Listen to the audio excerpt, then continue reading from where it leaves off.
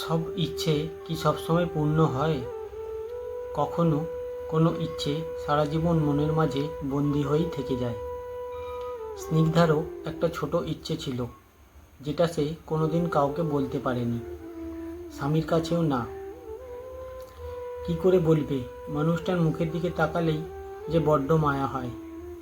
সারা জীবন সংসারের হাল টানতে টানতে একেবারে জেরবার হয়ে গেছে। ছোটবেলায় বাবা মারা গেছে, তারপর থেকে বাড়ির বড় ছেলে হয়ে সব দায়িত্ব একাই টেনে চলেছে। সেই বিয়ে হয়ে থেকেই দেখছে স্নিগ্ধা। তবে আজকাল স্নিগ্ধার মেয়ে বড় হয়ে গেছে। এখন মেয়েই তার ভীষণ ভালো বন্ধু। সেই দিন স্নিগ্ধার মেয়ে তিতলি মায়ের গলা জড়িয়ে বলল, আচ্ছা মা, তোমার কোনো ইচ্ছে আছে যেটা পেলে তুমি খুব খুশি হবে?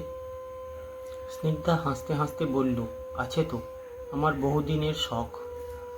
একটা লাল পাড়ের গরদের শাড়ি পরে, পায়ে আলতা দিয়ে, কপালে একটা বড় লাল টিপ পরে মা দুর্গাকে বরণ করি। আজ তিতলি তার চাকরির প্রথম মাইনে পেয়ে মার জন্য লাল পাড়ের গরদের শাড়ি কেনে।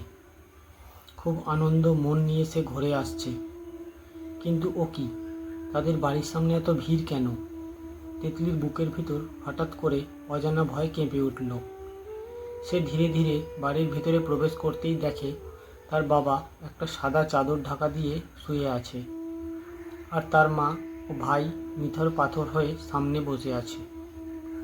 তিতলির হাত থেকে শাড়ির প্যাকেটটা মাটিতে পড়ে গেল। সে মায়ের কাঁধে হাত রাখতেই তার মা ডুকরে কেঁদে উঠে বলল, তিতলি, তোর বাবা সব শেষ। তিতলি এবার কি করবে, কিভাবে বলবে, মাগো, লালপাড় গরদের শাড়ি পরে তোমার আর এ জীবনে দেবী বরণ করা হলো না। ওই ইচ্ছেটা তুমি আবার মনের গভীরে তালা বন্ধ করেই রেখে দাও।